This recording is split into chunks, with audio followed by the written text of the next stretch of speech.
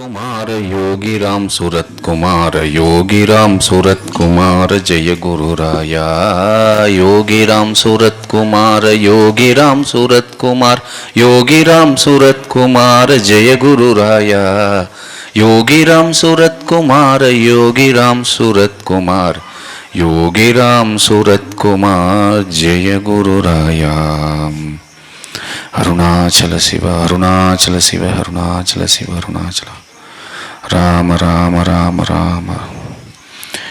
இங்கு வந்திருக்கும் அனைத்து பக்தர்களுக்கும் என்னுடைய நெஞ்சார்ந்த சாஷ்டாங்கமான நமஸ்காரங்கள்.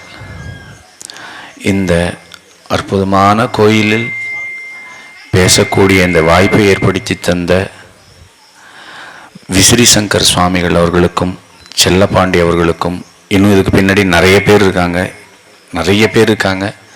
அவங்க எல்லாருக்கும் என்னுடைய நமஸ்காரங்களை தான் தெரிவிச்சுக்கிறேன். இந்த விழாவுக்காக வந்திருக்கிற என்னுடைய குரு மாதா கமலா அம்மா பெரியம்மா, அவங்களுக்கும் என்னுடைய நமஸ்காரங்கள். என்னுடைய அன்பான அக்கா கௌரி அக்கா வந்திருக்காங்க, அவங்களுக்கும். என்னுடைய அன்பு தம்பி சூர்யா வந்திருக்கான், அவர்களுக்கும் என்னுடைய நமஸ்காரத்தை தெரிவிச்சுக்கிறேன். இந்த இடத்துல உங்களுக்கு ஒரு முக்கியமான விஷயம் சொல்லிடுறேன். இவர் சொன்னார் தினகரன் பொறுப்பாசிரியர் அப்படின்னு. கிடையாது, எழுத்து சித்தர் பாலகுமாரன் சாரனுடைய அடிப்பொடி தொண்டனா இந்த இடத்துல நான் பேச வந்திருக்கேன். நீங்க எந்த எழுத்தெல்லாம் படிச்சீங்களோ அதை அவருடைய காதுனால கேட்டு எழுதின ஒரு உதவியாளனா வந்திருக்கேன். பகவான் யார் மைப்பெண்ணு சொன்னாரோ அவர் கீழே பேனா பிடிக்கும் ஒரு பாக்கியம் கொடுத்து அந்த கிருஷ்ணாவா அவங்க முன்னாடி வந்திருக்கு. உங்களுக்கு ஒரு மிராக்கிள் தான் நான் இந்த இடத்துல சொல்லி ஆரம்பிக்கலான் இருக்கேன். இந்த இடத்துல உட்கார்றதுக்கு காரணம் யோகிராம் சுரத்குமார். என்ன, இது ஒரு வரலாற்று நிகழ்வா நான் பார்க்க. நான் வந்ததுலேருந்து நான் தழுதழுத்து போயிட்டேன். நான் இதுக்கு உள்ள பகவானுடைய கோயில்கள்லாம் போயிருக்கேன். உள்ள நுழைஞ்ச உடனே எங்க ஐயா சுவாமி காட்டினாங்க, இங்கதான் ஐயா இருக்க போறாருன்னு. எவ்வளவு பெரிய வரலாற்று நிகழ்வு இது, எங்க நடக்குது? புராணத்துல படிச்சிருக்கோம், குரு சிஷ்யன்னு. என் கண்ணுக்கு முன்னாடி இதை நான் பார்க்கறதுங்கிறது எவ்வளவு பெரிய விஷயம். அது எவ்வளவு பெரிய தாக்கத்தை அவங்க உண்டு பண்ணி இருக்கணும், இல்ல நினைச்சு பார்க்கணும். இதெல்லாம் என்னுடைய வாழ்க்கை 18 வயசுல திசை மாறிச்சு. காலேஜ் ஃபைனல் இயர் ஒரு 2 கட்டானா இருந்தேன். நான் என்னன்னு தெரியாது, கிராமத்துல இருந்து நேரா போறேன். திண்டிவனம் தான் எனக்கு சொந்த ஊர். அங்கிருந்து நேரா போய், அப்ப காலேஜ் சேர்ந்த புதுசு, விவேகானந்தா காலேஜ், சென்னையே புதுசு எனக்கு.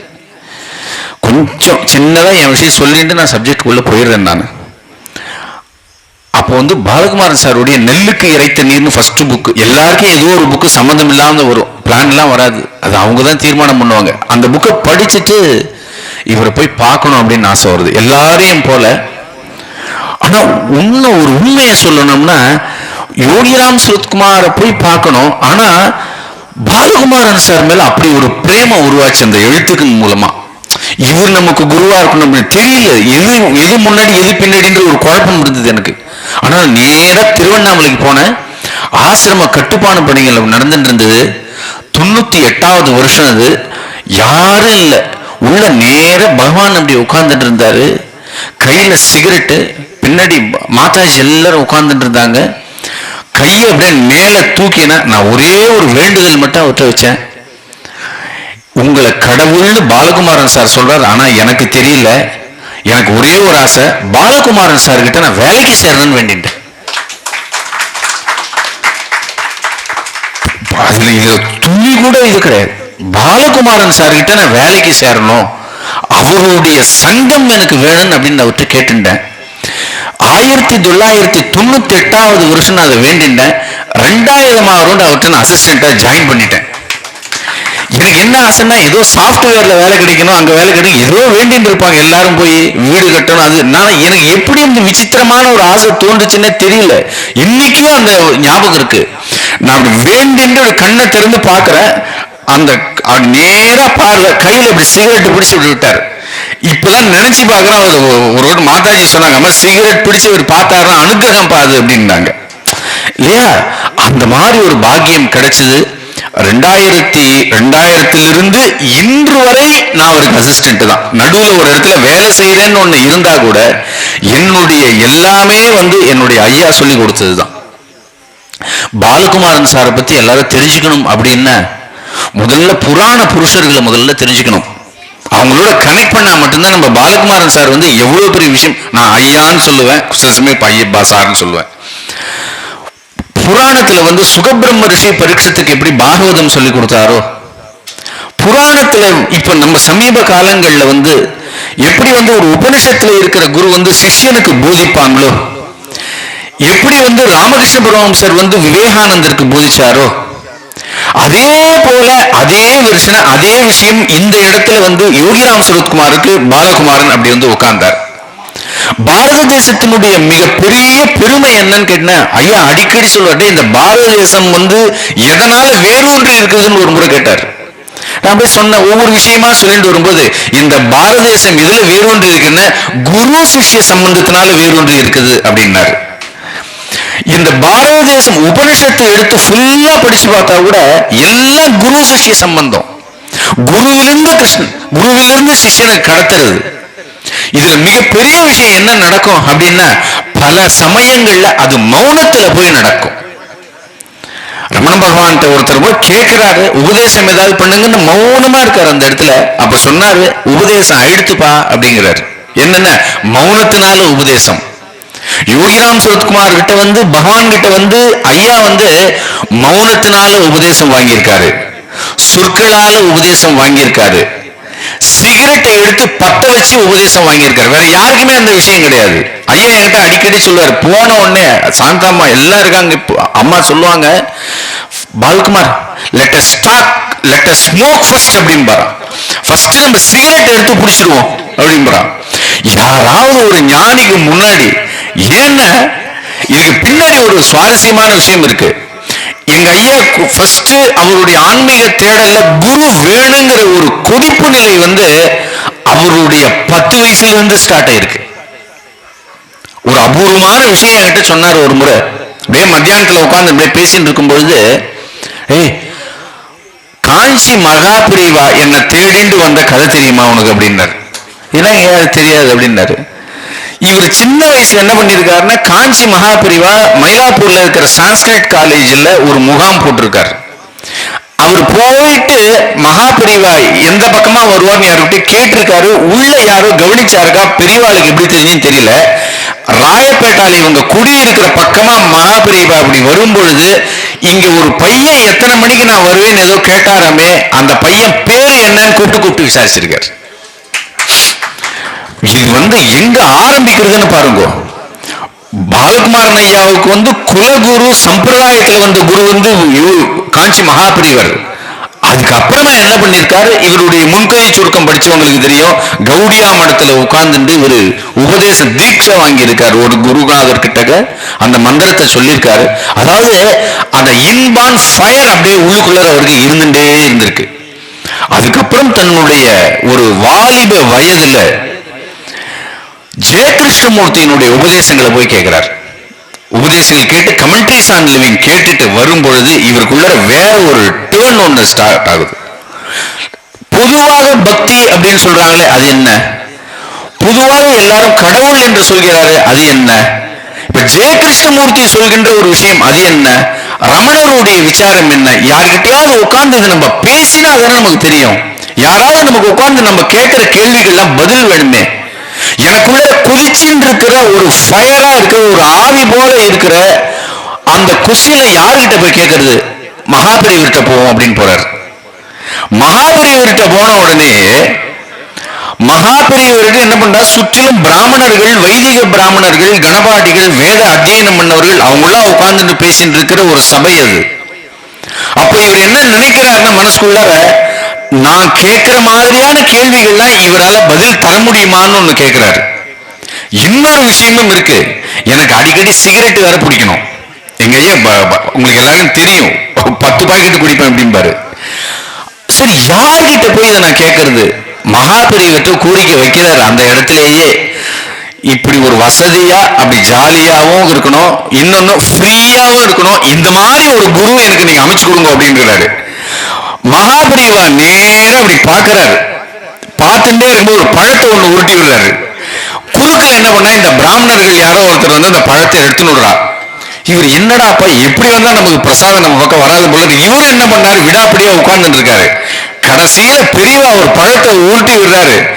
காரை பிடிக்க போகும்போது ஐயா என்கிட்ட சொன்னாரு, பெரியவா என்னவோ கை சாகையோ கை ஜாடையதோ காட்டினாரா இப்படின்னாரு. நேரா அதை எடுத்துட்டார். அந்த பழம் வந்தது. குருநாதர்கள் கிட்ட இருந்து இந்த பழம் வாங்குறதுங்கிற விஷயம் ரொம்ப பெருசு. ஜெயமோகன் கிட்ட வந்து இவர் வரும்பொழுது, யோகி வரும்பொழுது சந்திச்சுட்டு போன 10வது நாள் வந்து நித்திய சைத்தன்யன்னு அவருக்கு ஒரு குரு கிடைச்சாரு. அந்த நித்திய சைத்தன்யம் ஜெயமோகன் கேட்கிறாரு, உனக்கு அவர் என்ன கொடுத்தாருன்னு கேட்கிறாரு. பழம் கொடுத்தாருன்னா, பழத்துக்கு அர்த்தம் என்ன தெரியுமான்னு கேட்கிறாரு. என்னென்ன கனிவுங்கிற அன்பை உன்ட்ட முதல்ல கொடுத்துட்டாரு அப்படின்னாரு. கனிவுங்கிற ஒரு அன்பு முதல்ல வந்துடும் அந்த பழத்தின் மூலமாக. என்ன பழம்னால கனி, கனின்னு என்ன லவ். முதல்ல ஞானிகள் கிட்ட இருந்து என்ன வரும் நமக்கு அப்படின்னா, உபதேசம்லாம் செகண்ட் தான். முதல்ல வர்றது அன்பு வரும். அந்த அன்பு தான் வந்து அவ்வியாஜ கருணை, கம்பேஷன் சொல்லக்கூடியது. அது முதல்ல இவர் வாங்குறாரு. அதை வாங்கிட்டு வந்து யோகிராம் சுரத்குமார் வந்து பாக்குறாரு. யோகிராம் சுரத்குமார் வந்து அப்படி பார்க்கும் பொழுது எல்லாருக்கும் தெரியும், முதல்ல அவர் வந்து பார்க்கல, அப்புறம் பார்ப்போம் அப்படின்னு சொல்றாரு. அதுக்கப்புறம் ஒன்றுமில்லாதவர்கள் அப்படின்னு ஒரு சிறுகதை ஒண்ணு எழுதி அனுப்புறாரு. ஒரு பாத்திர கடைக்கு முன்னாடி இருக்கிற பாத்திரத்துல பெயர் பொறிக்கக்கூடிய ஒருத்தர் வந்து ஒரு பாட்டிக்கும் அவருக்கும் நடக்கிற கான்வர்சேஷனை எழுதி, அம்மா அப்படின்னா என்ன, அம்மா அப்படிங்கிறது ஒரு கருணை, அம்மாங்கிறது பெற்றவ மட்டும்தான் அம்மாவா, இல்ல அம்மாங்கிறது தாய்மை அன்பு அப்படிங்கிற தன்மையா அப்படின்லாம் நிறைய கொஸ்டின் போகும் அந்த ஒன்றுமில்லாதவர்கள் கதையில. அதை போயிட்டு நம்ம ஒண்ணுமே இல்லை அப்படிங்கிற ஒரு ஸ்டேட்டுக்கு வந்து அந்த கதை எழுதியிருப்பார். இதுக்கெல்லாம் ரொம்ப நுட்பமான விஷயம் இருக்கு. எங்க ஐயா சொல்லுவாரு அடிக்கடி ஒரு விஷயம் என்னன்னா, நாம ஒண்ணுமே இல்லைன்னு ஒரு கட்டத்தில் நம்ம தெரிஞ்சுட்டு இருக்கும் பொழுது ஏத்த மாதிரி குரு வந்து நிற்பார் அப்படின்பார். என்ன இந்த ஒண்ணுமே இல்லை, இது காலையில் கூட நம்ம பேசிட்டு இருந்தோம். யூ ஆர் நத்திங் அப்படிங்கிற ஒரு ஸ்டேட் ஒன்று இருக்கு, அதான் சரண்டர். சுவாமி கிட்ட சொல்லிட்டு இருந்த புத்தருடைய நிலை வந்து சூன்யம் சூன்யம் எல்லாம் சொல்லிக்கிட்டே இருந்தாங்க. அவருடைய புத்தர் வந்து கருணையை பத்தி பேசியிருக்காரு. ஆனா அவர் சொல்ற நிலை வந்து சூன்யமாச்சே. சூன்யங்கிற ஒரு இருட்டான இடமா, சூன்யம்ங்கிறது அடைவதற்கு உண்டான பெரிய இடமா? ஏன்னா நம்ம தத்துவங்கள் ஒருக்க பேரானந்த பெருவெளின்னு இருக்கு, பேரறிவுன்னு இருக்கு, அப்படி ஒரு கருணை இருக்கு, எல்லாம் இருக்கு. ஆனா புத்தர் சூன்யம்னு சொல்லியிருக்காரு அப்படின்னு சொன்னோடனே இந்த கொஸ்டினை கொண்டு வந்து ஜெய கிருஷ்ணமூர்த்திங்கிற ஒரு மகான் முன்னாடி கொண்டு வந்து ஒரு அம்மா கேட்கிறாங்க, சார் இந்த சூன்யங்கிறது என்ன, do you know what is the meaning of shunya அப்படின்னு கேட்கிறார் ஜெய கிருஷ்ணமூர்த்தி. அம்மா தெரியல அப்படிங்கிறார். சூன்யம்ங்கிறது ஒண்ணும் இல்லம்மா, சூன்யம்னா யூ ஆர் நத்திங் அப்படின்னு சொல்றதுதான் சூன்யம் அப்படின்னு அர்த்தம். நம்ம ஒண்ணுமில்ல அப்படின்னு எந்த இடத்துல நினைக்கிறோமோ அந்த இடத்துலதான் என்ன ஆகுதுன்னா அந்த கம்பேஷன் வருது, அந்த கருணை வருது. ஐயாவினுடைய ஃபர்ஸ்ட் தலைப்பு என்னன்னா ஒன்றுமில்லாதவர்கள் அப்படின்னு எழுதினார். நம்ம ஒண்ணுமே இல்லை அப்படின்னு எந்த நிலைக்கு வருமோ அந்த இடத்துல குரு என்ன பண்றாருன்னா, இப்ப புரிஞ்சுட்டியாப்பா நீ என் கிட்டக்கவா அப்படின்னு கூப்பிடுறாரு. இந்த இடத்துல ஒரு உன்னதமான ஒரு விஷயம் இருக்கு. எந்த இடத்துல வேதங்களும் எல்லாரும் படிச்சிருப்பீங்க, வேதாந்தங்களும் போட்டி போட்டு வர்ணிக்கிறதோ அப்பேற்பட்ட ஒரு பெரிய அனுபவத்தை கொடுக்கிறார் யோகி. அவர்கிட்ட என்ன ஒண்ணு சந்தேகத்தை, இது எல்லாருக்கும் தெரிஞ்ச விஷயம், அவர்கிட்ட பேச ஆரம்பிக்கிறாங்க. யோகிக்கும் பாலகுமாரன் ஐயாவுக்கும் உரையாடல் ஒண்ணு தொடங்குது. ஒரு கட்டத்துல வந்து எப்படி வந்து பரமஹம்ச ராமகிருஷ்ணர் கிட்ட விவேகானந்தர் வந்து கடவுளை காட்ட முடியுமா அப்படின்னு கேட்டாரோ அதே போலவே ஐயா வந்து அதை கேட்கிறார். என்ன எல்லாரும் படிச்சிருப்பாங்க, ராமகிருஷ்ண பரமஹம்சர் விவேகானந்தர் கேட்டாருன்னு அதே கேள்வியை ராமகிருஷ்ண பரமஹம்சர் விவேகானந்தர் பிரம்மச்சாரியா நின்று கேட்டாரு. ஒரு இல்லறத்தானும் அந்த கேள்வியை கேட்கலாம் அப்படிங்கறது முதல்ல காமிச்சு கொடுத்தது பாலகுமாரன் சார். நம்மளாம் தெரிஞ்சுக்கணும், பாலகுமாரன் சார் கடவுளை நான் காமிக்க முடியுமா, எனக்கு நிறைய சந்தேகங்கள் இருக்கு அப்படின்னு கேட்கும் பொழுது கண்டிப்பாக உங்களுக்கு காட்டுகிறேன் அப்படின்னு சொல்லி முதல்ல ஐயா சொல்லுவார், ரொம்ப அழகா சொல்லுவாரு. அப்படி கிட்டக்க கூப்பிட்டாரு, கையை கோத்துண்டாரு. அந்த கையை கோத்துண்ட உடனேயே அந்த பிரம்ம ஞானியினுடைய ஒரு சங்கம் கிடைக்குது, அந்த ஸ்பரிசம் கிடைக்குது. அந்த ஸ்பரிசம் கிடைச்ச உடனேயே அவருடைய உடம்பு முழுக்க ஒரு சிலிர்ப்பு ஒண்ணு பரவுது. மெதுவாக அந்த முதுகு தண்டுவடத்துக்கு கீழே இருக்கிற அந்த மூலாதாரம்ங்கிற ஒரு சக்கரத்தை அவர் தொட்டு எழுப்புறாரு. இந்த மூலாதாரம்ங்கிற ஒரு சக்கரத்தை தொட்டு எழுப்பினோடனே அங்க இருக்கிற குண்டலினிங்கிற பெரிய சக்தி ஒண்ணு எழுந்திருக்கிறது. இந்த சக்தி எழுந்திருக்கிறது அப்படிங்கிறதே மிகப்பெரிய ஒரு கருணை. இது என்ன, எல்லாருக்குள்ளரும் உறங்கிக் கொண்டிருக்கும் ஒரு பெரிய சக்தி அது. அதுக்கு பேர் அந்த சக்தியே பெண்ணுருவாக இருக்கக்கூடியது, அம்பாள் பரமா இருக்கக்கூடியது, லலிதா சகஸ்ரநாமத்தில் இருக்கிற குண்டலிங்கிற ரூபத்துக்குள்ள இருக்கக்கூடியது, குண்டலம்னா வளைந்து வளைந்து இருக்கக்கூடியங்கிற ஒரு சக்தி. இந்த சக்தியை எழுப்பின உடனே மூலாதாரத்திலிருந்து முழிச்சுக்கிட்ட அந்த சக்தி பாலகுமாரன் அப்படிங்கிற சிஷியனுக்குள்ளரை எழுந்திருந்து நேரம் மேல போறது. அப்ப ஐயா சொல்லுவார் ஒரு விஷயம், பிரபஞ்சத்தினுடைய எதிரே இருக்கிற இந்த பில்டிங் அதுக்கு அப்பால இருக்கிறது எல்லாம் காணாம போச்சு அப்படிம்பார். மனசு இது வரைக்கும் வெளியில பார்த்துட்டு இருந்ததுப்பா, அதுக்கப்புறம் மனசு என்ன பண்ணும், உள்முகமா பார்க்க ஆரம்பிச்சிடுது. இதுக்கு இல்லடி எல்லாரும் இந்த விஷயம் புரிஞ்சுக்கிறதுக்கு முன்னாடி ஒரு விஷயம் புரிஞ்சுக்கணும். இந்த விஷயத்தை தான் கோவர்தனகிரி அப்படிங்கிற மலையில கிருஷ்ணன் கோகுலவாசிகளுக்கு காட்டினது. இதெல்லாம் எதுக்கு புராணத்துல இதை நான் எடுத்து சொல்றேன்னா, கோவர்தனகிரியை கிருஷ்ணர் என்ன பண்ணுவார்னா, எல்லாருக்கும் அந்த கழுத்திலையும் பயங்கரமா மழை பெய்யும், எல்லாரையும் கோகுலவாசிகளும் தூக்கி காட்டுவாரு. இந்த சொட்டு சுண்டு விரலால் என்ன பண்ணுவார்னா அந்த மலையை தூக்குவாரு. அது கீழே 7 நாட்கள் இருப்பாங்கன்னு படிச்சிருப்பீங்க இல்லையா? பாகவதத்துல இது கொஞ்சம் வேற மாதிரி இருக்கும். எப்படி இருக்குன்னா, கோவர்தனகிரியை எப்படி தூக்கினாருன்னா, தூக்கி ரிவர்ஸ் பண்ணுவார். ஒரு மலை இருக்குன்னு வச்சுக்கலாம், மலை இப்படி இப்படி இருக்கும், கோபுரமா இருக்கும், கூம்பா இருக்கும். இந்த மலையை கீழிருந்து மேல தூக்குறது இல்லை. பாகவதத்துல கிருஷ்ணர் என்ன பண்ண, மலையை தூக்க மாட்டார். மலையை தூக்கின மாதிரி தூக்கி இந்த கூம்பு பகுதியை தலைகீழாக்கி கீழே வச்சிருப்பார். பாகவதத்துல அதுக்கு ஒரு வியாக்கியானம் கொடுக்குறாங்க.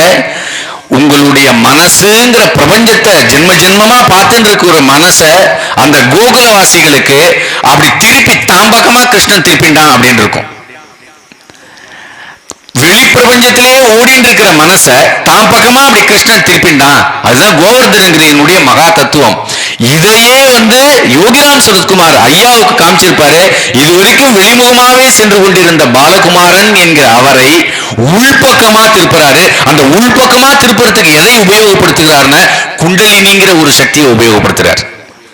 இவர்கிட்ட குண்டலினி உபயோகப்படுத்திருப்பாரு, இன்னொரு கிட்ட நாமஸ்மரணன் ஒரு தீட்சை உபயோகப்படுத்திருப்பாரு, இன்னொருத்த ஹஸ்த தீட்சைன்னு உபயோகப்படுத்திருப்பாரு, இன்னொரு கிட்ட மௌனம்ங்கிற மொழியை உபயோகப்படுத்திருப்பாரு.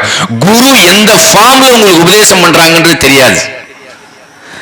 என்ன அந்த இடத்துல அந்த மொமெண்ட்ல பாலகுமாரன் சார் என்கிட்ட சொன்னது என்ன ஒரு விஷயம்னா, அது திரும்பின உடனேயே மணல் துகள் மாதிரி எல்லா இடங்களையும் நீக்கமர அந்த வஸ்து நிறைஞ்சிருந்தது. நீக்கமர நிறைஞ்சிருக்கிற அப்படியே பாக்குறாரு. என்கிட்ட சொன்னாரு, நான் பாக்குறேன் எல்லாருடைய ஹிருதயஸ்தானத்துல இந்த இடத்துல ஒரு லைட் எரிஞ்சின்னு இருந்ததுன்னு சொல்றாரு. இந்த இடத்துல வலது பக்க மார்பில் நான் அதுக்கப்புறம் ரமண மகரிஷி எடுத்து படிக்கிறேன். உங்களுடைய வலது பக்க இடது பாக்கரும் வலது மார்பும் இந்த 2 விரற்கடைக்கு நடுவுல உன்னுடைய ஹிருதயஸ்தானம்னு ஒண்ணு இருக்கு. அந்த ஹிருதயஸ்தானம் தான்ப்பா நீ. அதனாலதான் நீ நான் உன்னை சொல்லும் பொழுது ஆட்டோமேட்டிக்கா உன் கை இந்த இடத்துல போகுது அப்படின்னாரு. தலையை சொல்லல, நம்ம நான் சொல்லும் போது தலையை சொல்லல, நம்ம காலை சொல்லல, சரீரத்தை கூட நம்ம சொல்ல மாட்டோம். ஆனா என்ன பண்ணுவோம்னா நான் சொல்லும் போது இந்த இடத்துல வரும். அதுக்கு ரமண மகரிஷி உதாரணம் காமிக்கும் பொழுது கபீர்தாசருடைய பையன் உதாரணத்தை காமிப்பார். கமால் அந்த பையன் பேரு. ராமநவமி உற்சவம் நடக்கணும். கபீர்தாசருக்கு அவங்க பையனை ஐடியா கொடுக்குறாரு, சுவாமி ராமநவமி உற்சவத்துக்கு பணம் இல்லை, அந்த இடத்துல ஒரு பெரிய பணக்காரர் இருக்கான், வேற வழி இல்லை, காலையில் நீ பணம் ரெடி பண்ண முடியாது, போய் திருடுவோம் அப்படின்ட்டாரு. கேட்டதுக்கு எல்லாமே ராமனுடைய சொத்துக்கள், நம்ம எடுக்கிறது தப்பு இல்லை, ராமன் பார்த்துப்பான் அப்படின்ட்டாரு. கமால் என்ன பண்றான்னா, அப்பா வெளியே நிக்கிறாரு, ஒரு கண்ணம் வச்சு ஓட்ட போட்டு உள்ள கமால் போறாரு. கமால் உள்ள போன உடனேயே திருடி எல்லாத்தையும் வெளியில போட்டுறாரு. பையன் தலையை வெளியில விட்டுறான், உடம்பு மாட்டிக்குது. அந்த வீட்டினுடைய ஓனர் வந்துடுறான். அதுக்குள்ளார என்ன பண்றாருன்னா, என் தலையை விட்டுங்கிறாரு. பையன் அப்பா கிட்ட என் தலையை விட்டு அப்படிங்கிறாரு. என்னப்பா இப்படி சொல்லி, நீ வெட்டி எடுத்துட்டு உனக்கு விஷயம் தெரியும் அப்படிங்கிறாரு. பட்டுன்னு தலையை வெட்டினாரு. நேரா தன்னுடைய பையனுடைய தலையை கொண்டு போய் அந்த பானைக்குள்ளார மதிக்கினாரு. மறுநாள் வந்து ராமநவமி உற்சவம், ஞானதேவர் சோபான முக்தாபாய், இது நிவிற்த்தி ஞானதேவ சோபான முக்தாபாய்ன்னு அந்த ஞானேஸ்வர் பண்டரிபுரத்துல எல்லா ஜனங்களும் வராங்க, ஹரிதாசர்களும் வராங்க, பஜனை பண்ணி இந்த பக்கம் போயிட்டு இருக்காரு. அதுக்குள்ள இந்த வீட்டு ஓனர் என்ன பண்றாருன்னா, யாரு இந்த உடம்பு, யாரு இந்த முண்டம், இந்த தலை இல்லாத இந்த உடம்பு யாரோடதுன்னு தலைகீழ மரத்துல கட்டி தொங்க வச்சிருக்காரு. தொங்க வச்ச விஷயம் என்ன ஆகுதுன்னா, இந்த இடத்துல அவங்க பஜனை பண்ணிட்டே போறாங்க, ராம ராம ராம ராமன்னு. இந்த இடத்துல தலைகீழாக தொங்க விடப்பட்ட அந்த தலையில்லாத ஒரு முண்டம் என்ன பண்ண, ராம ராம ராம ராம கைத்தட்டுது. அப்ப ரமண மகரிஷி என்ன சொன்னாருன்னா, தலைங்கிறது நான் இல்ல, இதுவும் நான் இல்ல, ஆனா ஹிருதயம் இருக்குல்லப்பா, இந்த நான்கிறது தான். இது ஐயா என்கிட்ட இந்த கதையை சொல்லி இதை ஞாபகம் வச்சுக்கோ அப்படின்னாரு என்கிட்ட. ஐயா வந்து அப்படியே பியர்ஸ் என்கிட்ட முத்து அப்படியே திருச்சி அப்படியே எல்லாம் எப்ப பேசுவோம்னா மத்தியானத்துல அப்படியே உட்காந்து அப்படியே விளையாட்டா பேசி இந்த காஃபி குடிக்கிற நேரத்துல எல்லாம் இதை ஞாபகம் வச்சுக்கோ அப்படின்னாரு. எங்கேயாவது சொல்லுது அப்படின்னாரு. 10 இடத்துல சொல்லிட்டேன் இந்த விஷயத்துல நான். இதெல்லாம் அவர் தான் இந்த விஷயங்கள்லாம் ஆழமா சொல்லுவார், உங்களுக்கு தான் தெரியும். அப்ப சொன்னார் அவரு, இந்த இடத்துலடா, இந்த இடத்துல அவர் நீங்க எல்லாம் பேசும்போது கேட்கணும், நேரா பேசி, சில பேருக்கு இருக்கும் அனுபவம் இருக்கும், உள்ளுக்குள்ளர பாரு, இந்த இடத்துல அந்த நான் உற்பத்தி ஆகுது, அந்த இடத்துல போய் உட்காந்துக்கோ. ஏன்னா யோகி என்னை தூண்டி விட்டும் போது, குண்டலினி எழுப்பும் பொழுது, நான் எல்லாரையும் பார்க்கும் பொழுது அந்த ஹிருதய ஸ்தானத்துல வலதுபுற மார்பகத்துல எல்லாருக்கும் அந்த ஜொலிச்சுட்டு இருக்கு ஆத்ம ஜோதிஷ். இதை நான் பார்த்துட்டே இருந்தேன். என்ன சொல்றாருன்னா, பக்கத்துல சாந்தாமா இருக்காங்க, கமலாமா இருக்காங்க, கௌரி அக்கா, சூர்யா, எல்லாரும் எல்லாருக்குள்ளரையும் ஜொலிக்கிறது அப்படிங்கிறார். எல்லாருக்குள்ளரையும் ஜொலிக்கிறது. பின்னாடி சாந்தாமானுடைய அப்பா நிற்கிறார், அவருக்குள்ள ஜொலிக்கிறது. இன்னொரு விஷயம் சொன்னாரு, நான் இங்க உட்கார்ந்துட்டு இருக்கேன், எனக்கு பின்னாடி ஒருத்தர் நிக்கிறான், அதுவும் எனக்கு தெரியாது. நான் எல்லாம் பார்த்தேன், யோகிய திரும்பி இப்படி பார்த்தேன், திகழ் சக்கரமா சக்கரத்தாழ்வார் மாதிரி பெரிய லைட்டா உட்கார்ந்துருக்காரு யோகி. யோகியினுடைய முகமே தெரியல அப்படின்ட்டார். கிரேட்டஸ்ட் எக்ஸ்பீரியன்ஸ் இது. அவர் சொன்னார் ஒரு விஷயம், இது நீ கேட்கற இல்ல, இது சிரவணம் நல்லதுடா உனக்கு அப்படின்னாரு என்கிட்ட ஒரு வாட்டி. ஒரு ஞானி வந்து, ஒரு குரு வந்து ஒரு சிஷ்யனை எலிவேட் பண்ணி அப்படி மேல உயர்த்துற ஒரு நிலைய அந்த சிஷ்யன்ட்ட வந்து சொல்லுவார் இல்லையா, அந்த சிஷ்யன்ட்ட வந்து சொல்றது இந்த உலகம் வந்து கேட்கணும் அப்படின்றாங்க. சிரவணம் அப்படிங்கிறது விவேகானந்தர் சொல்றார் ஒரு இடத்துல. என்ன இதே அனுபவம் விவேகானந்தருக்கு ஏற்பட்டது. இது கடவுளை காட்ட முடியுமான்னு எல்லாம் நினைச்சிட்டு இருக்காங்க. கையை எடுத்து தலையில வச்சாரு வந்துச்சு, அதெல்லாம் கிடையாது. விவேகானந்தருக்கு முன்னாடி ராமகிருஷ்ணோட ஏந்திரிச்சு வந்தாரு, இப்படி ஒரு கேள்வியை கேட்கறல அப்படின்னாரு. விவேகானந்தர் அப்படியே பின்னாடி ஒடுங்கிண்டே போறாரு, காலை எடுத்து தூக்கி மார்ல வச்சாரு. அவர் காலை தூக்கி இப்படி வலது காலை தூக்கி இப்படி மார்ல வைக்கிறார். அப்ப எழுதுறாரு விவேகானந்தர், எதிரில் இருக்கிற இருக்கிற கட்டடம், இந்த பூமி, இந்த வானம் எல்லாம் கண்ணாடி சில்லு மாதிரி நொறுங்கி விழறத பாக்குறேன் அப்படின்றார். இதே அனுபவம் ஐயாவுக்கு ஏற்பட்டது. அப்பதான் நம்ம என்னன்னு நம்ம எங்க போய் புரிஞ்சுக்கிறது, பாலகுமாரன் அப்படிங்கிற சிலையா ஏன் வைக்கிறாங்க, நீங்க எப்படி வந்து பாதிக்குது அப்படின்னு இப்பேற்பட்ட உயர்ந்த நிலைய அவர் அப்படி குரு கொண்டு போறார். ஒரு முறை எனக்கு ஒரு முன்னுரை கேட்டிருந்தார், விஷாத யோகம்னு இப்போ ரிலீஸ் ஆக போகுது, அந்த முன்னுரை கேட்டிருந்தார். அப்ப நான் எழுதினேன், முன்னுரை எழுதி கொடுத்த உடனே போன் பண்ணாரு, நீ குண்டலினி நீ இது வரைக்கும் எழுதியிருக்க, அதுல ஒரு விஷயம் விட்டுட்ட, முதல் டைம் என்ன குண்டலினியை வந்து மணிப்பூரகமோ சுவாதிஷ்டானமோ இல்ல, விசுத்தியில கொண்டு வந்து என்ன நிறுத்தினார் அப்படின்னு எழுதினார். விசுத்தியில கொண்டு வந்து என்ன நிறுத்தினார். அந்த இடத்துல அந்த இடத்துல ஒரு விஷயம் சொல்லியிருப்பார், உங்க புக்ல படிச்சிருப்பீங்க, நுட்பமான விஷயம் இதெல்லாம். மஞ்சள் புகை போல முதலில் எழுந்தது அப்படின்வார். அதுக்கப்புறம் நீலம், ஒவ்வொரு சக்கரத்துக்குள்ளரையும் குண்டலினி போகும் பொழுது அதற்குரிய அதிதேவதைகள், அதற்குரிய நிறம் இருக்கு. அந்த நிறத்தை தான் அந்த இடத்துல அவங்க தரிசனம் பண்ணுவாங்க. அந்த நிறத்துக்குள்ளரையும் போவாங்க அவங்க. அப்படி போகும்பொழுது மஞ்சள், நீலம், ஒவ்வொரு நிறமா போயிட்டே இருக்கும். அது நீலம் வரும் பொழுது பெரிய பேர் அனுபவம் கிடைக்கும் அந்த இடத்துல. சிவப்பு போகும் பொழுது சமாதி அவஸ்தை சித்திக்கும். அதனால்தான் அம்பாள் வந்து அந்த செஞ்சிவப்பு, அந்த அந்த அந்த தாண்டும் பொழுது அம்பாளனுடைய அந்த கம்பேஷனும், அந்த காவிங்கிற நிறைய பேர் துறவுன்னு சொல்றாங்க. காவிங்கிறது எதை ரெப்ரசன்ட் பண்ணுதுன்னா சமாதி அவஸ்தையை ரெப்ரசன்ட் பண்ணக்கூடிய ஒரு நிறம் அது. சமாதி இருக்கிறதுலே ஹையஸ்ட் பாயிண்ட் அது. இதெல்லாம் ஐயா தான் சொல்லுவார். இப்ப நான் என்ன சொல்றேனோ எல்லாம் எனக்கு ஐயா சொல்லி உங்ககிட்ட பேசுறேன். அப்போ சொன்னாரு, அப்படி போகும் பொழுது இந்த மஞ்சள் கலர்ல புகுதுகுன்னு வந்தது இல்லையா, ரொம்ப சின்ன விஷயம். சின்ன பூஜை பண்ணும்போது கூட எடுத்து மஞ்சளை முதல்ல வைக்கிறது காரணம் அதுதான்டா அப்படின்னாரு. இதுதான் மஞ்சள் எடுத்து முதல்ல வைக்கிறது காரணம் என்னன்னா, உன்னுடைய மூலாதாரம் பர்ஃபெக்டா இருக்கணும் அப்படிங்கிறது. இந்த மூலாதாரம் பர்ஃபெக்டா பண்ணணும்னா எடுத்த உடனே மகா கணபதி வச்சுக்கோ, ஸ்ரீவித்யா உபாசனைக்குள்ள மகா கணபதி வச்சுக்கோ, அதுக்கப்புறம் ஒவ்வொரு பாலாப்போ, அதுக்கப்புறம் வாராகி ஒன்னொன்னா இருக்கு. அதுக்கு இப்படியாக ஒரு குருவின் முன்னாடி இப்படி ஒரு நிலையை அவர் எழுதின அப்புறம் மிகப்பெரிய மாற்றம் நடந்தது. எங்கெங்கெல்லாம் அவர்கிட்ட மாற்றம் நடந்தது, முதல்ல எழுத்து மாறிட்டு அவருக்குள்ளார். அதுக்கப்புறம் தான் பால்குமார் இஸ் மை பென் அப்படிங்கிற ஒரு அந்த வார்த்தை கிடையாதது. அது என்னது, அனுபூதியா நின்னது எல்லாருக்குள்ளரையும்.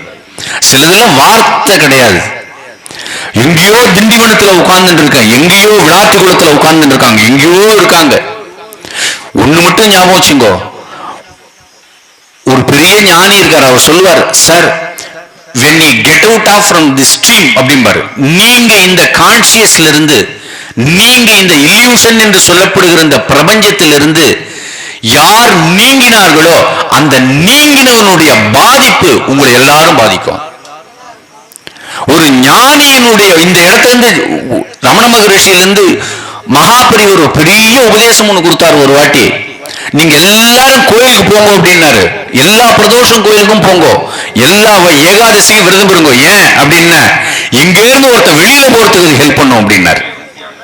இங்க கோடிக்கணக்கானவர்கள் தவம் பண்ணும் பொழுது இந்த கோடியிலிருந்து, இந்த ஸ்ட்ரீம்ல இருந்து, இந்த நீரோட்டத்திலிருந்து, இந்த மாயை என்கிற இல்யூஷன்ல இருந்து நமக்குள்ள இருந்து ஒருத்தன் வெளியில போவான் இல்லையா, அந்த வெளியில போனவன் அந்த கோடிக்கணக்கானவரையும் இழுத்துக்கொள்ள சக்தி வந்துடும். யோகிராம் சுரத்குமார், பப்பா ராமதாஸ், ரமண மகரிஷி பப்பா ராமதாஸ், யோகிராம் சுரத்குமார் அந்த ஸ்ட்ரீம்ல இருந்து வெளியில வந்த உடனேயே இந்த ஒட்டுமொத்த பிரபஞ்ச மானுடத்தை, அந்த கான்சியஸ்னஸ், அந்த தன்மையை பாதிக்கிறாங்க. அப்படி பாதிக்கும் பொழுது இந்த பாதிச்சதை எழுத வைக்கிறதுக்காக இன்னொருத்தரையும் கூட கூப்பிட்டுக்கிறாங்க. அப்படி கூப்பிட்ட ராமகிருஷ்ண பரமஹம்சர், ஒரு விவேகானந்தர், யோகிராம் சுரத்குமாருக்கு ஒரு பாலகுமாரன், மிகையே கிடையாது சார் இது. ராமகிருஷ்ண பரமஹம்சருக்கு ராமகிருஷ்ண பரமஹம்சருக்கு ஒரே ஒரு விஷயம் என்னன்னா, ராமகிருஷ்ண பரமஹம்சனுடைய சரீரம் அடுத்த நாள் விட போறார். அவர் நேரடியா மேல கூப்பிடுறாரு. மேல கூப்பிட்டு நிறைய விஷயங்கள் நடந்தது. அப்ப ஒரே ஒரு படம் வரைஞ்சி காமிக்கிறாரு. ஒரு மயில் பறக்கிற மாதிரி ஒரு படம் ஒண்ணு வரைஞ்சி காமிச்சாரு. கீழே என்ன எழுதுறாருன்னா, நரேந்திரன் உலகிற்கு போதிப்பான் அப்படின்னு ஒரு வரி எழுதுறாரு. கீழே ஒரு கையெழுத்து போடுறாரு, கதாதர உபாத்தியாயா அப்படின்னு எழுதுறாரு. விவேகானந்தர் பின்னால சொல்லுவாரு, என்னுடைய குருநாதர் பள்ளிக்கூடம் எல்லாம் படிச்சதில்லை, ஒன்னும் தெரியாதவருக்கு அவர் ஒரு கையெழுத்து போட்டாரு, அந்த கையெழுத்துல 4 தப்பு கண்டுபிடிச்சேன் அப்படின்னாரு. அப்பேர் கட்டவங்கிட்டதான் இவ்வளவு ஞானமும் எனக்கு வந்ததுன்னு வேற சொன்னாரு இல்லையா. அப்ப ஒரு விஷயம் சொன்னாரப்ப, நீ உலகிற்கு போதிக்க போற, உட்கார் அப்படின்னு உட்காத்தி வச்சாரு. தன்னுடைய கையெழுத்து அவருடைய தலையில வச்சாரு. எல்லா சக்தியும் விவேகானந்திட்ட கொடுத்துட்டு கடைசியா ஒரு விஷயம் சொன்னாரு, இதுக்கப்புறம் கொடுக்கறதுக்கு ஒண்ணுமே இல்லை, பகவான் கிட்ட, பகவானுடைய வார்த்தை அதுல இருக்கு. என்னன்னா, பிச்சைக்காரனா பக்கிரியா நிக்கிறேன்ப்பா நானு, நீ போய் உலகத்துக்கு எல்லாம் சொல்லு அப்படின்னாரு. மறுநாள் ஒரு உடம்பு விட்டுட்டாரு ராமகிருஷ்ண பரமஹம்சர். எல்லாரும் இந்த பிக்ஷாடன மூர்த்தியினுடைய ஸ்திதி எல்லா ஞானிகளுமே சொல்லியிருக்காங்க. அதே மாதிரி நம்மளுடைய பகவான் என்ன பண்ணினார்னு, என்னென்ன எழுதணுமோ எல்லாத்தையும் இவர் வழியா எழுத வச்சார். அவருடைய எழுத்து நடை மாறிச்சு. அதுக்குள்ள ஸ்பிரிச்சுவல எப்படிலாம் சொல்லலாம், எல்லாரும் படிச்சிருப்பீங்க. என் கண்மணி தாமரைன்னு அபிராமபட்டர் பத்தி ஒரு புக்கு எழுதியிருப்பார். ஸ்ரீவித்யா உபாசனை அதுல கொண்டு நிறுத்தியிருப்பார். வரிக்கு வரி ஸ்ரீவித்யா உபாசனை என்கிற சக்தி வழிபாடு. காதர் பெருமான் அப்படிங்கிறது அருணகிரிநாதனுடைய விஷயம். இதுல இன்னொரு விஷயம், எந்த இடத்துல ஒரு வாசகர்களை பாதிச்சாரு, எந்த இடத்துல யோகிராம் சுரத்குமார் அப்படிங்கிறவர் வந்தார் அப்படின்னு நம்ம பார்க்கணும். ஆன்மீக புத்தகங்கள் வழியே ஆன்மீகத்தை கூட அவர் அதிகமாக சொல்லாமல் சாதாரணமான ஒரு குடும்ப நாவல்ல வீட்டுல சமைச்சுட்டு இருக்கிற ஒரு பெண், வேலைக்கு போற ஒரு ஆண், ரெண்டாம் கட்டனா தெரிஞ்சுட்டு இருக்கிற இளவயது பிள்ளைகள், காலேஜுக்கு போற யுவதி, கல்லூரிக்கு செல்கின்ற இளைஞர்கள், அவர்கிட்ட என்ன பண்ணினான்னா அத்வைதம் வரைக்கும் கொண்டு போய் தத்துவத்தை சேர்த்தார். அதான் பெரிய விஷயம். செந்தூர சுந்தம்னு ஒரு நாவல், ஒரு வீட்டுல ஒரு அம்மா சமைச்சுட்டே இருக்கும், ஏன் இப்படி ரெகுலரா சமைச்சுட்டு இருக்கேன் நான், என் வாழ்க்கையில ஒண்ணுமே இல்லையே அப்படின்னு உடனே அந்த நாவல் முழுக்க படிச்சீங்கன்னா கடைசியில அந்த அம்மா ஞானம் வரைக்கும் போகும். திருப்பந்துருத்தின்னு ஒரு நாவல், மரண வயத்தோட ஒருத்தன் உட்காந்துருப்பான் ஹாஸ்பிட்டல்ல, அவன் தன்னுடைய உடம்புல இருந்து அவனுடைய உயிர் பிரியும், அந்த உயிர் பிரியுதுங்கிற கணங்களும் அவன் டிராவல் பண்ண விஷயங்களும் எல்லாத்தையும் திருப்பந்துருத்தின்னு ஒரு நாவல் எழுதியிருப்பார். இது போல புருஷ வதம்னு ஒரு நாவல் இருக்கும், புருஷ விரதம்னு ஒரு நாவல் இருக்கும். அந்த புருஷ விரதத்துல அர்த்தநாரின்னு ஒரு கேரக்டர் வருவான். அவன் சாதாரணமான ஒரு ஆளு. எப்படி பாலகுமாரனுடைய படைப்புகள் இருக்கிறவங்க ரொம்ப சாதாரண, எப்படி இருப்பான்னு எல்லா ஆசைகளும் நிறைஞ்சிருப்பான். ஒருத்தன் குடிப்பான், ஒருத்தன் ஸ்மோக்கரா இருப்பான், இன்னொருத்தர் வந்து பேராசையோட இருப்பான், இன்னொருத்தர் வந்து பெண் பித்தரா இருப்பான். இந்த சமூகத்தில் இருக்கிற எல்லா கீழ்மையான மனிதர்கள் இவன் இனிமேல் உருப்படவே மாட்டான்னு தண்ணி தெளிச்ச ஒரு விஷயம், ஒரு ஆளை கொண்டு வந்து அங்க ஹீரோவா காட்டுவார் நமக்கு. அந்த ஹீரோவா காட்டி இந்த குருங்கிற யோகிராம் சுரத்குமார் என்ன அவருடைய பேனாவில் இந்த இங்கில போட்டாரோ அதை எழுதி எழுதி நம்மளை அப்படியே பிரதிபலிச்சார் அந்த இடத்துல. அந்த கேரக்டர் நம்ம பேசும் பொழுதும் பார்க்கும் பொழுதும் என்ன மாதிரியே பேசுறான் பாரு இந்த கேரக்டர் அப்படின்னு தெரியும். எல்லா நாவல்கள்லயும் கிட்டத்தட்ட யோகிக்கு முன்னாடியே முன்கதை சுருக்கத்திலேயே கொஞ்சம் ஆரம்பிச்சிட்டார் அந்த வேலையை அவர். ஆனா முன்கதை சுருக்கம் யோகியை சந்திச்ச அப்புறம் என்ன ஆச்சுன்னா இன்னும் வேகம் எடுக்குது. ஐயா அடிக்கடி என்கிட்ட ஒண்ணு சொல்லுவாரு, நான் யோகியை பார்த்துட்டு வெளியில வந்த உடனேயே இந்த யாகசாலையில இருக்கிற அக்னி மாதிரி உள்ள ஒண்ணு எரிஞ்சுட்டே இருந்தது அப்படிம்பாரு. என்னன்னே தெரியும், அப்படி எரியும் அப்படிம்பாரு. அக்கா எல்லாரும் இங்க இருக்காங்க, அவங்களுக்கு தெரியும் யோகியை மீட் பண்ணிட்டு கொஞ்ச நாள் ராத்திரில ஒரு தூங்கவே மாட்டலையா, தூங்கவே இல்லாம தனக்குத்தானே பேசிட்டு இருப்பார் உட்கார்ந்து, தனக்குத்தானே பேசிட்டு கவிதைகள் எழுதுவார் உட்கார்ந்துட்டு. விசிறி சாமியார்னு ஒரு புக் இருக்கும், அதுல நிறைய கவிதைகள் எழுதியிருப்பார் பாருங்க. அந்த கவிதைகள் எல்லாம் நிறைய வந்து தனியா உட்கார்ந்து அவரே டிராயிங்கும் போட்டிருப்பார். அதுக்கு அந்த டிராயிங்லாம் வந்து 1000 உண்மைகள் இருக்கும் அந்த டிராயிங்குள்ளர. அதுபோல பகவான் மீது இயற்றிய பாடல்கள் ஒவ்வொன்றும், எங்க அக்கா இருக்காங்க, ஒவ்வொரு பாடலுக்கும் பின்னாடியும் கத்தையா அவ்வளவு விஷயங்கள் இருக்கு. நமக்கு என்ன விஷயம் அப்படின்னா, இப்ப என்ன விஷயம் இதுக்குள்ள இருக்குன்னா, அவ்வளோ பெரிய விஷயங்களை, கீழ்மையில் இருக்கக்கூடிய ஒரு சாதாரணமான கைவிடப்பட்ட ஒரு இளைஞனையும், வீட்டுல குடுத்தனம் பண்ணிட்டு இருக்கிற டெய்லி அன்றாட வாழ்க்கையில கஷ்டம் கஷ்டம்னு சொல்லிட்டு இருக்கிற ஒரு பெண்ணையும், அப்படி பாலகுமாரன் சாருடைய புக்கு போய் ரீச் ஆச்சு. அந்த புக்குக்கு பின்னாடி மறைமுகமான ஒரு முகம் இருந்தது. அந்த முகத்துக்கு பேர் யோகிராம் சுரத்குமார்னு பேரு. அந்த முகத்தினுடைய பெயர் வந்து யோகிராம் சுரத்குமார். அந்த எழுத்து வந்து பாலகுமாரன். குருவினுடைய முக்கியமான விஷயம் என்ன தெரியுங்களா? எப்பயுமே எல்லாரும் நினைக்கிறாங்க தன்னுடைய சிஷ்யன் அப்படி முன்னாடி கொண்டு நிறுத்திட்டு அவங்க எஸ்கேப் ஆயிடுவாங்க பின்னாடி. இதுதான் உண்மை. இது ராமகிருஷ்ணபுரம் சில யாருக்குமே தெரியாது, அவர் பீரியட்ல இந்தியா முழுக்க தெரியாது. விவேகானந்தர் போனார், விவேகானந்தரை நமஸ்காரம் பண்ணாங்க. அதுபோல கபீர்தாசர் தெரியறதுக்கு ராமானந்தர் யாருக்குமே தெரியல. கபீர்தாசர் வந்து ராமானந்தரை பத்தி பேசுறாரு உட்கார்ந்து. இப்போ ஒரு குருவினுடைய உன்னதத்தை சொல்லணும்னா எப்படி சொல்றது? அந்த கபீர் ஒரு தோஹால சொல்றாரு, இதுவும் எனக்கு எங்க ஐயா சொல்லி கொடுத்தது. உலகத்துல இருக்கிற எல்லா மரத்தையும் கூழாக்கி பேப்பர் ஆக்கிடணும், எல்லா கடலையும் தண்ணீரை தூக்கி இங்கா மாத்திடணும், ஒரு பேனாவை பிடிச்சு அத்தனை பேப்பர்ல எழுதினாலும் சரிதான், குருவினுடைய மகத்துவத்தை எழுதி முடிக்க முடியாது அப்படின்ட்டார். குருவை பத்தி உங்களால பேசவே முடியாது. ரமண மகரிஷி எடுத்த உடனேயே அச்சரமண மாலைன்னு ஒரு பாட்டு இருக்கும். அருணாச்சலம் என அகமே நினைப்பவர் அகத்தையே வேறிருப்பாய் அருணாச்சல அப்படிம்பார். வேறு அறுத்துருவாரு. சாதுவம் சுவாமிகள் அப்படிங்கிறவருக்கு ஒரு வியாக்கியானம் கொடுக்கிறாரு. அதுக்கு வேறு இருக்கிறாருன்னு சொன்னார்லப்பா, வேறு இருக்கிறது ஒண்ணுமில்ல, உன் காலில் இருக்கிற அழுக்கு மாதிரி ஒரு கும்பினி நான் அகங்காரம் ஒண்ணு வச்சுட்டு இருந்தல, அதை தூக்கி தான் வச்சுட்டு தாங்கிட்ட இருக்கிற மோட்சம்ங்கிற அருணாச்சலம் தன்னையே தான் கொடுத்துட்டு அவங்க பிக்ஷானந்த மூர்த்தியா உட்கார்ந்துருக்கான் அப்படிம்பார். இதுதான் விஷயம். ஒரு குருநாதருக்கு வந்து என்ன பண்ணுவான்னா, தான் கிட்ட இருக்கிற அந்த அழுக்கு மாதிரி உங்ககிட்ட அதை குடு குடு குடுன்னு கேட்டுட்டே இருப்பான். ஆனா அவன் கொடுக்கறது எப்படி இருக்கும்? பிரம்மாண்டமா இருக்கும். யோகிராம் சுரூபம் நம்ம நினைச்சுட்டு இருக்கோம், நம்ம குடு குடு கேட்கிறேன், நம்ம கிட்ட உண்மையிலே நம்ம கிட்ட ஒண்ணுமே கிடையாது. வெறும் சில்லி திங்ஸ், ஷாலோ மைண்ட், வெறும் பெட்டி மைண்ட் இத்தனோண்டு நம்ம வச்சுட்டு இருக்கோம். அதை கேட்கறாங்க. அதையே நம்ம என்ன பண்றோம்? நிறைய ஐடியா பண்ணி யோசிச்சு கொடுக்கலாமா வேணாமா, இந்த நாமாவை சொல்லணுமா, பலிக்குமா, இந்த நாமாவை எத்தனை முறை சொல்றது, லைஃப் முழுக்க சொல்லாம எவனோ டவுட். ஆனா கடைசி வரைக்கும் என்ன, இதை நீ சொல்லு சொல்லு சொல்லு சொல்லுன்னு வராங்க. அப்படியே தன்னைத்தானே கொடுத்துருவாங்க. இப்படியாக யோகிராம் சுரத்குமார் அப்படிங்கிற ஒரு மகத்தான சத்திய வஸ்து ஐயா சொன்னாரு, இந்த யுகத்துக்கான வஸ்து அப்படின்னாரு ஒரு வாட்டி. இந்த யுகத்தினுடைய யுக புருஷர் அப்படின்னாரு. ஒரு இடத்துல நான் படிச்சேன், கபீர்தாசனுடைய பூர்வ அவதாரம் வந்து சுகபிரம்மம், கபீர்தாசனுடைய இன்றைய அவதாரம் வந்து யோகிராம் சுரத்குமார். இதை நம்ம புரிஞ்சுக்கணும். என்ன ஞானானந்தர் இதை அறிவிக்கிறார். தபோவனத்துல போகும்பொழுது ஞானானந்தர், நீங்க எல்லாம் கபீர்தாசரை பார்த்திருக்கீங்களா அப்படின்னு கேட்கிறாரு. இல்ல, வாசல்ல ஒரு சிங்கம் உட்கார்ந்துருக்கு, போய் பாங்க. யோகிராம் சுரத்குமார் போறாங்க. அப்படி காமிக்கும் பொழுது அப்படியே உட்கார்ந்துருக்காரு அவர். இதோ இருக்கார் கபீர்தாசர் அப்படிங்கிறாரு.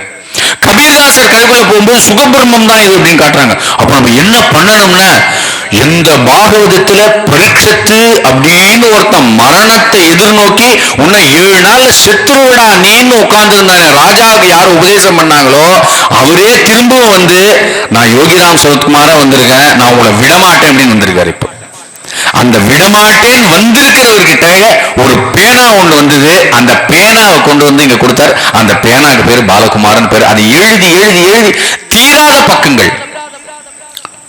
பாலகுமாரன் சாரை பத்தி இன்னொரு விஷயம் உங்களுக்கு சொல்றேன்.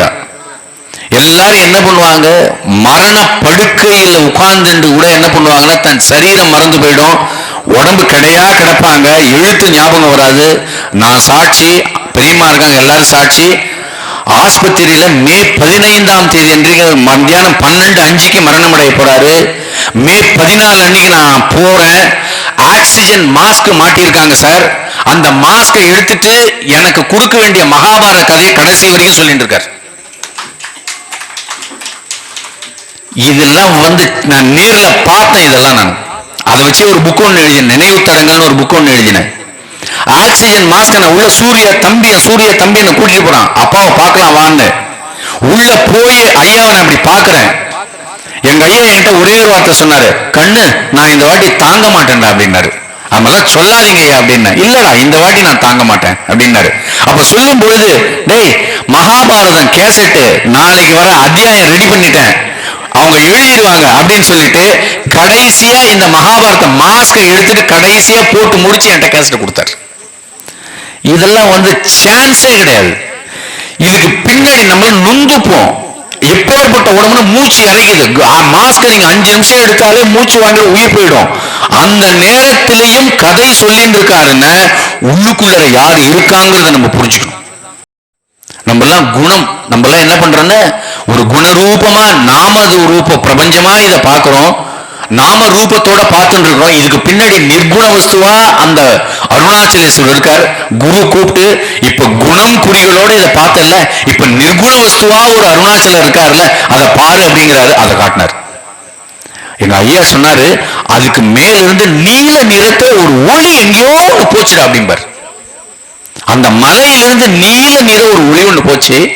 Balkumar, that is my father அப்படிங்கிறார். இதெல்லாம் வந்து ஸ்மரிச்சு கேட்கணும். என்கிட்ட அதுக்கப்புறம் ஒரு புக்கை ஒன்று எடுத்து போட்டார் ஒரு நாள், இந்த புக்கை படி அப்படின்னாரு. நான் கேட்டேன், இந்த அனுபவங்கள்லாம் எங்கன்னா சொல்லியிருக்காங்களான்னு ஒரு முறை கேட்டேன். அப்பதான் ஃபர்ஸ்ட் டைம் வந்து நான் ஆட்டோபயோகிராஃபி யோகின்னு ஒரு புக்கு படிக்க ஆரம்பிச்சேன். எல்லாரும் படிச்சிருப்பீங்க, ஒரு யோகியின் சரிதம்னு பாபான்னு இமயமலையிலிருந்து அவருடைய கதை. அதுல இதே மாதிரி அனுபவம் யுக்தேஸ்வர குரு வந்து பரமஹம்ச யோகானந்தருக்கு கொடுப்பாரு. இதே மாதிரியே இருக்கும்.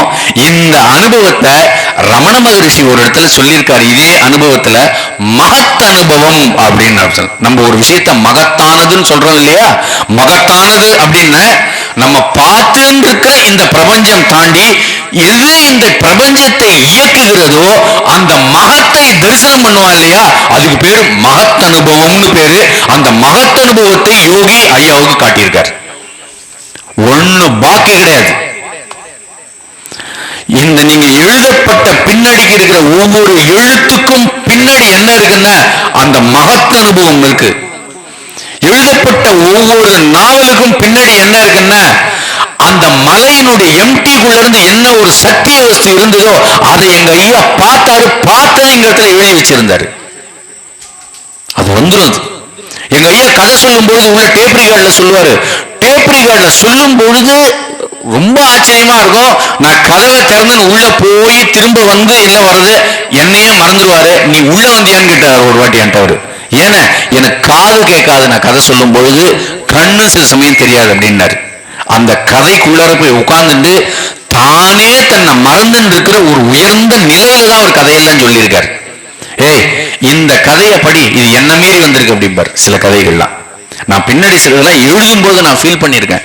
எப்படி நம்மளை மீறி ஒன்று எழுத முடியும், கான்சியஸ் இல்லாம எப்படி ஒன்று எழுத முடியும் அப்படின்னா, இல்ல நீ பாரு அப்படிம்பாரு. பல கதைகள் பல விஷயங்கள் என்னென்ன. அப்ப யார் அந்த கதைகள்லாம் எழுதினா அப்படின்னும் பொழுது ஜெய கிருஷ்ணமூர்த்தின்னு ஒரு மகான் சொன்னேன் இல்லையா, அவர்கிட்ட போய் எல்லாரும் கேட்கறாங்க, நீங்க கடவுள் இல்லைன்றீங்க அது இல்லைன்றீங்க, ஆனா உட்காந்து பேசுறீங்களே 60 வருஷமா உட்காந்து பேசுறீங்களே. அப்ப ஜெயகிரன் சொல்றாரு, நான் பேசல, இந்த ஸ்பீக்கர் வெறும் டெலிபோன் தான், இட் ஸ்பீக்ஸ் அப்படின்னாரு. ஆங்கிலத்துல இட் ஸ்பீக்ஸ், அது பேசுது அப்படின்னாரு. எங்க ஐயா என்கிட்ட சொன்னாரு, பல விஷயங்கள் நான் எழுதல, நான் இதுக்கு ஜவாப்தாரி கிடையாது, அது எழுதுது அப்படின்னாரு. நான் ஒரு வாட்டி கேட்டேன், அந்த நிலையும் போது உங்க மனசு என்ன பண்ணித்துன்னு ஒரு முறை கேட்டேன். அந்த நிலையை நீங்க அனுபவிச்சீங்களே, யோகிராம் சுரத்குமார் அந்த அனுபவிச்சத, அந்த நிலையும் பொழுது என்ன பண்ணித்து உங்க இட் கேனாட் பி எக்ஸ்பிரஸ்ட் அப்படின்னாரு. அது விவரிக்க முடியாது. சுவாமி சொன்னாங்க காலைல, பிரம்மத்தை எச்சில்படுத்த முடியாது அப்படின்னாங்க.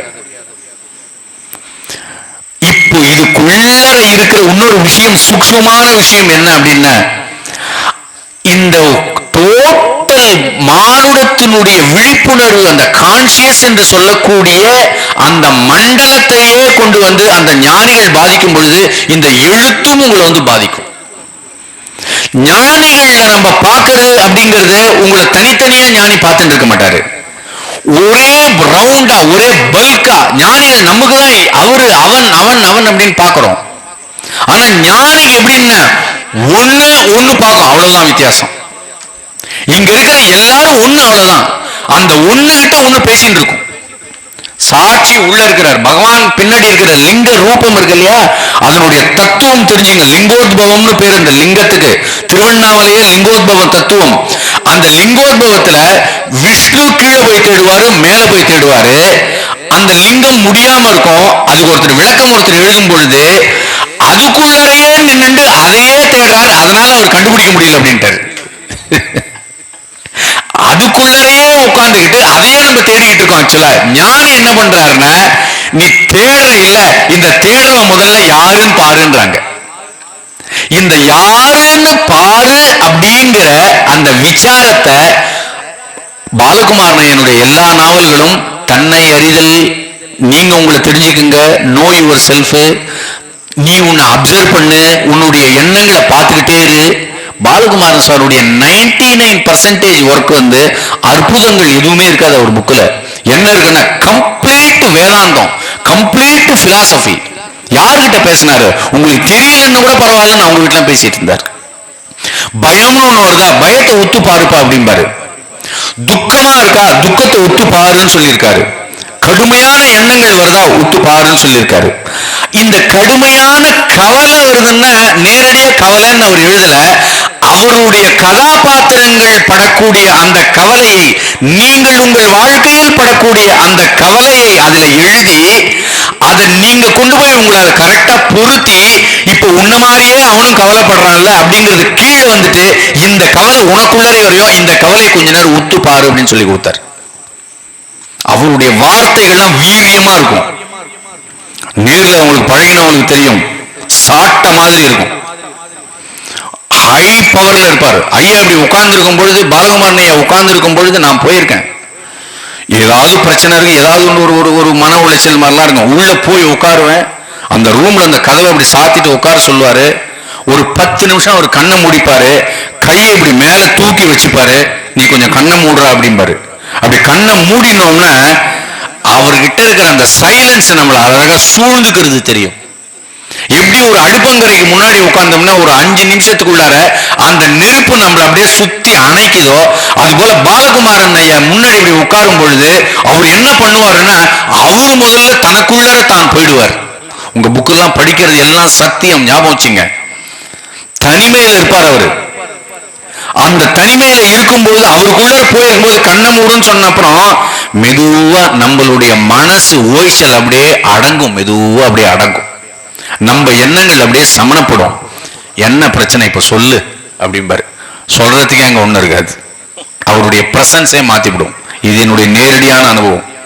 பல சமயங்கள்ல அவர் அது மாதிரி பண்ணின உடனேயே அதுக்கப்புறம் நான் பேசுறதெல்லாம் சின்ன சின்ன விஷயங்கள். வீடு எப்படி இருக்கு, அப்பா என்ன பண்றா, குழந்தைகள் என்ன பண்றா, இவ்வளவுதான். நான் வந்த விஷயத்தையே மறந்துடுவேன். என்ன ட்ரீட்மெண்ட் முடிஞ்சு போச்சு எனக்கு அந்த இடத்துல. இதெல்லாம் ஐயா நேரடியா பண்ணினது. என்னுடைய வாழ்க்கையில பல இடங்கள், என்னுடைய திருமணம் முதற்கொண்டு, என்னுடைய குழந்தைகள் முதற்கொண்டு, என்னுடைய குழந்தைய என்ன படிக்க வைக்கணும் முதற்கொண்டு அவர் எனக்கு தீர்மானம் பண்ணார்.